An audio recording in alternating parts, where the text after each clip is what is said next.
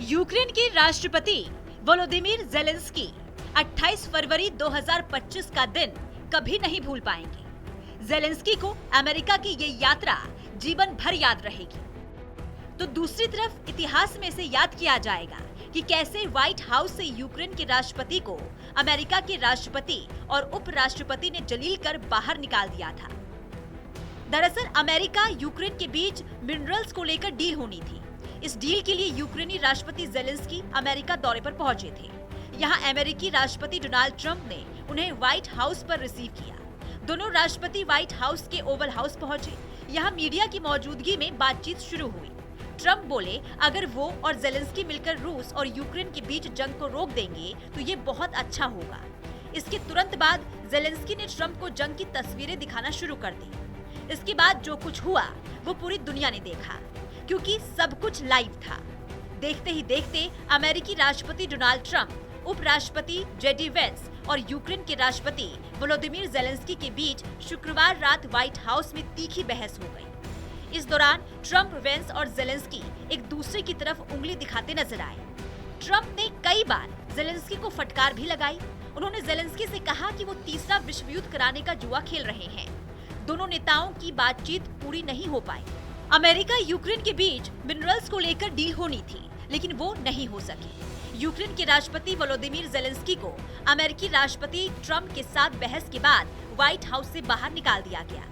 दोनों नेताओं के बीच शुक्रवार को करीब 10 मिनट तक तीखी बहस हुई थी। इस वीडियो में देखिए पूरी बहस।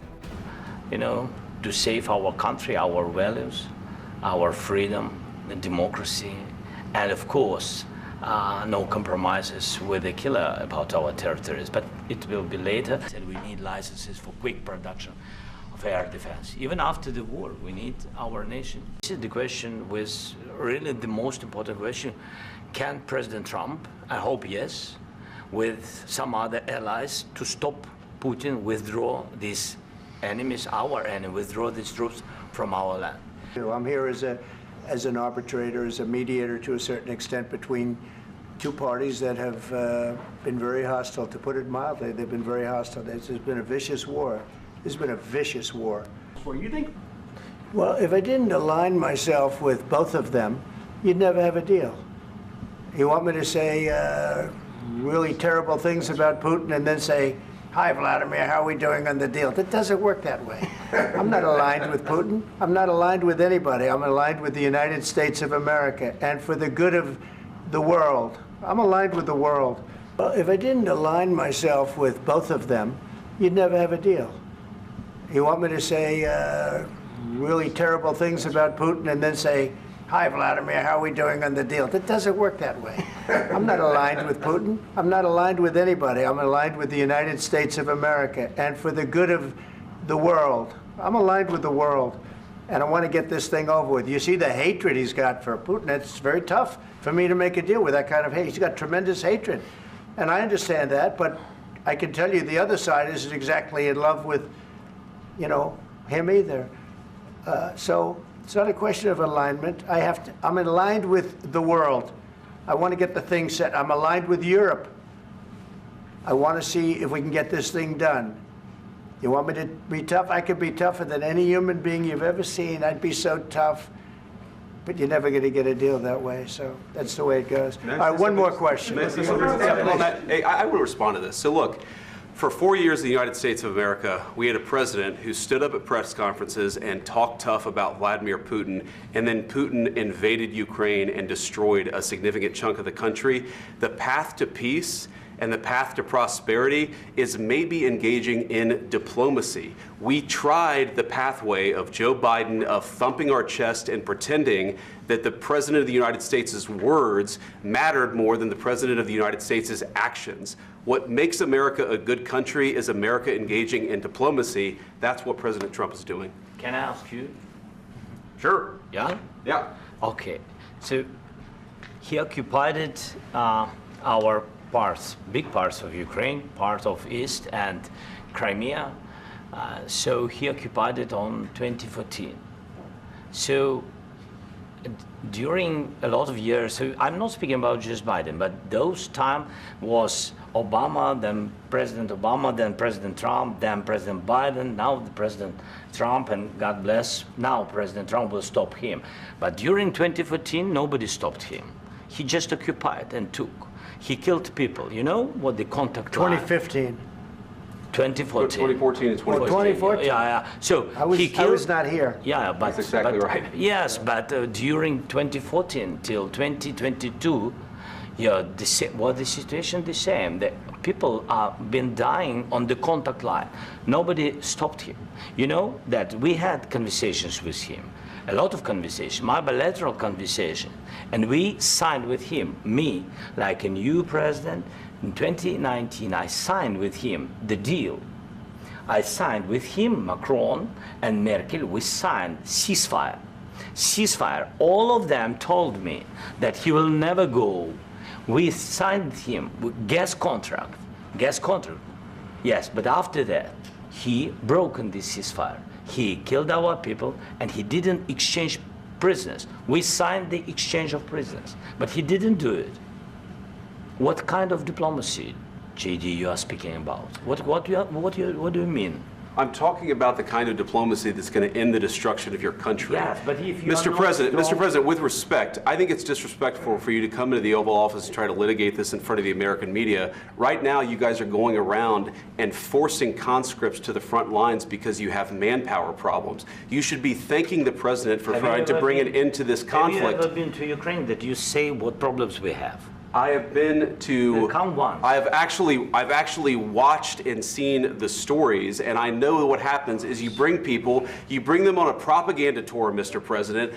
Do you disagree that you've had problems bringing people into your military? We have problems. And do you think that it's respectful to come to the Oval Office of the United States of America and attack the administration that is trying to prevent the destruction of your country? A lot of questions. Let's start from the beginning. Sure. First of all, during the war, everybody has problems, even you, but you have nice ocean and don't feel now, but you will feel it in the future. God bless. You don't know that. God bless. God bless. You will not have a war. Don't tell us what we're going to feel. We're trying to solve a problem. Don't tell us what we're going to feel. I'm not telling you. Because you're in no position to dictate that. That's Remember exactly what this. you're doing. You're in no position to dictate what we're going to feel. We're going to feel very good. You will feel influence. We're going to feel very good and very strong. You will feel influence. You're right now not in a very good position. You've allowed yourself to be in a very bad position, and he happens to be right about it. From the very beginning of the war. You're not in a good position. You don't have the the cards right now. With us, you start having not cards. playing cards. But right now, you don't. You're playing cards. Mr. President. You're playing cards. Serious. You're gambling with the lives in of war. millions of people.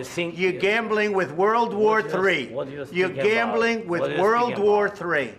And what you're doing is very disrespectful to the country, this country. That's back to you. Far more than a lot of people said they should have. Have you said thank you once? This entire meeting? No, in this Even entire today. meeting, have you said thank Even you? today. You went to Pennsylvania and campaigned for the opposition in October. Offer some words of appreciation for the United States of America and the president who's trying to save your country.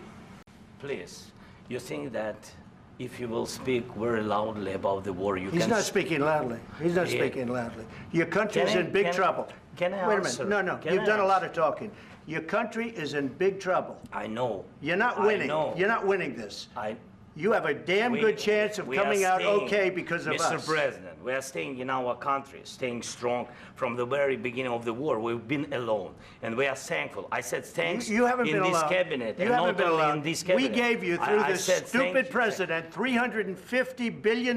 You voted we gave for you your military president. equipment, You and your voted men for are your brave, president. but they had to use our military. What about West If Africa? you didn't have You our invited military me- equipment, You invited if me you to didn't speak. have our military equipment, this war would have been over in 2 weeks. In 3 days, I heard it from Putin. In 3 days, this is something Maybe new. less. In 2 weeks, of course, yes. It's going to be a very hard thing to do business like this. I tell you. Just say thank you. I said a lot of times thank you to American people. Except that there are disagreements, and let's go litigate those disagreements rather than trying to fight it out in the American media when you're wrong. We know that you're wrong. But you see, I think it's good for the American people to see what's going on I over understand, there. sir. I think it's I very understand. important. That's why I kept this going so long. You have to be thankful. You don't have the I'm cards. thankful. You're buried there. Your people are dying. tell you You're again, running I low know. on soldiers. Don't- Listen, don't please, you're running Mr. low on President. soldiers. It would be a damn good thing. Mr. And then President. then you tell us, I don't want a ceasefire. I don't want a ceasefire. I want to go and I want this. Look, if you could get a ceasefire right now, I tell you, you take it so the bullets stop flying and your men stop getting killed. Of course, we want to stop the war. But you're saying you don't want a ceasefire. But I said to you, I want a ceasefire. with guarantees. Because you'll get a ceasefire faster than an agreement. Ask our people about ceasefire, what they think. That wasn't doesn't with matter me. for you what- that what wasn't this with me. means. It That was wasn't with with you. a guy named Biden, who was not a smart person. But this That is was your- with, this that was is with your Obama. president. It was your president. Excuse me. That was with Obama, who gave you sheets, and I gave you javelins. Yes. I gave you the javelins to take out all those tanks. Obama gave you sheets. In fact, the statement is Obama gave sheets and Trump gave javelins. You got to be more thankful, because let me tell you, you don't have the cards. With us, you have the cards.